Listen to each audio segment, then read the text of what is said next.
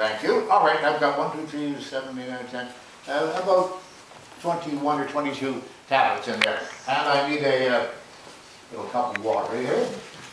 This is not homeopathic water, of course. Tap water. And I'm about to ingest these. Does it say what the dosage is on there?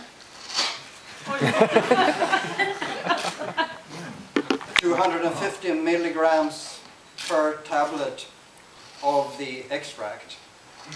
So the caffeine is a tiny fraction of that. You're supposed to take 4 pills a day. I think I'm going to die. 4 pills a day, and most of these labels will say on them, if you look closely, be sure to call your poison control center if you overdose.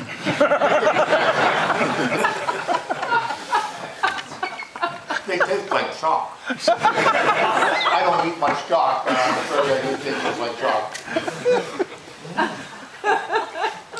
Now, she's laughing and I'm dying. Now this is obviously an overdose. That's part of those. Okay, that's fine. Thank you. All right, here we go again.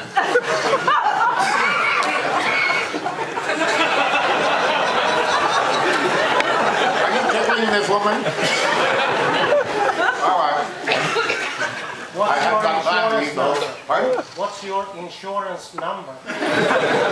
2. I'm very old.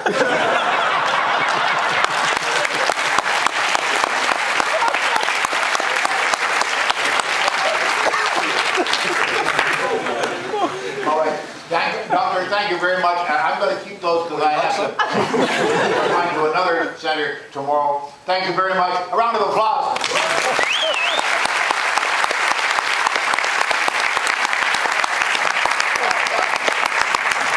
Now, folks, let's get real. For a change. You see, the homeopaths say, oh, that demonstration is stupid because homeopathy can't hurt you. The question I have is, does it do you any good?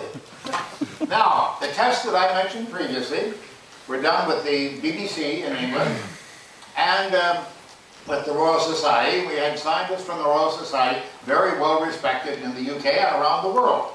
And we had them design a test to see whether the homeopaths could tell the difference between homeopathic water and ordinary water right out of the tap. And they did the test. And by the way, I told them, don't tell, I was talking to them on the telephone, you see, from the United States, and they said, we'll call you after the test. I said, no, don't tell me that you're doing them. Make sure they're done at least a couple of weeks from now, but don't tell me before you do them. Call me only 48 hours after you've done them, for a strange reason. Because the homeopaths have said before, oh, he knew when the tests were being done, and he put out negative vibrations. I'm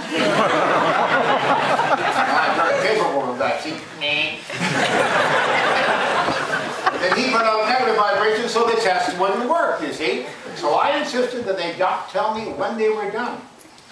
And then call me only 48 hours afterwards, and I was prepared to go over to London and sit before the BBC cameras and have the results announced to me. And I said also, the statistician should not sum up the results. It should be in the computer, ready to be summed up, and he should have the error bars on the screen there. You see, the error bars would mean that data should be within the 2 error bars, and I would be prepared to pay the $1 million that the foundation offers.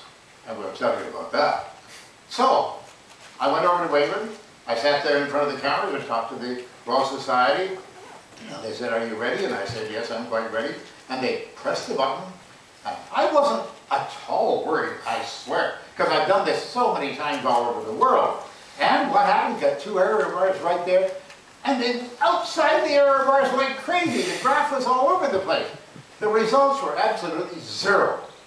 They hadn't done well at all on this test. And they had approved, now that's the British homeopathic community themselves, their committee had designed the tests and approved the tests that were previously done by Jacques Van Beniste, who had now become deceased in between, not because of homeopathic medicine. I hope, I certainly hope. But They had looked into this situation, they had done the test, and they had summed them all up, and they knew exactly what they were doing. It was a scientific test, but then the homeopaths immediately answered. They said, oh, well, something's wrong with the way you did it. But you supervised it, you designed the test, and everything. What was wrong with it? Well, I don't know, but we're going to find out. Haven't heard from them since, and that was a couple of years ago. Haven't heard a word from them. I have a theory about it because I've observed, you see. I'm an experimental person by nature, so I like to observe what happens with folks. And I have attended many schools to lecture at the schools, and I've seen the ceremony where they actually make PhDs. Oh, they make them, you know. Oh, they actually make PhDs, yes, out of real people, just ordinary people. Who take the course and they study hard, and they learn, and they take examinations and all kinds of tests, and they write papers and such. And at the end of that, they're told, you are now a PhD as soon as we have the ceremony. That's an official thing. You have to have the ceremony. And you'll have an auditorium like this divided in the middle, and over on this side are all the PhD candidates, and the other side is the family, you see. And they wear funny square hats, you've seen them, yes, and funny robes and whatnot. And they're a little nervous, they're giggling away, and the family is all flustered, you see. And a man comes out onto the stage, goes over to the table, and he has on the table a lot of rolls of paper, little rolls of paper like this with ribbons around them.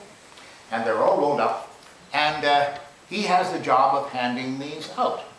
And what he does is, he calls a name that's on one of them, and that person rises and everyone applauds it. The person comes up on stage, and he reaches across with one hand to shake the hand like this. With the other hand, he gives the piece of paper, you see.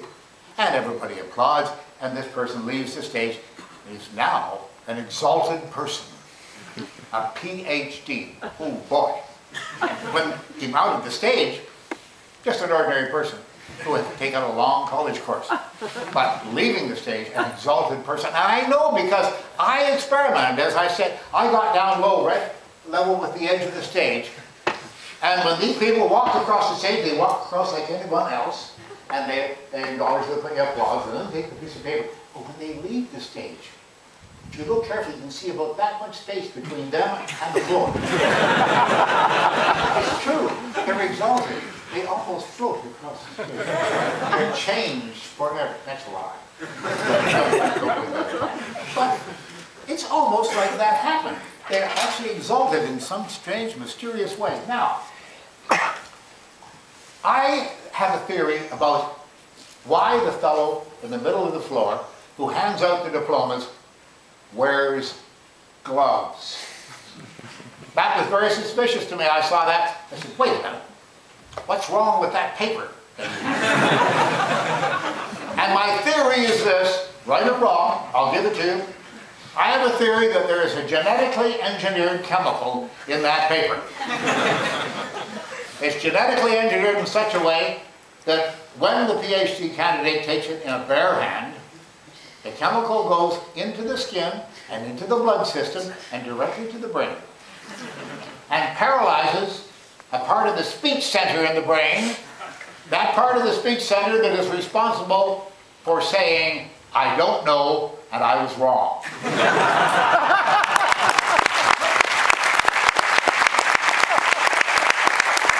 Heaven and hell and eternal life. Ladies and gentlemen, we have to grow up. It's time. This is the 21st century. It is not the 14th century. So let us all together agree that we will grow up and look at these things in a rational fashion. I want to thank you for your invitation. Thank you so much.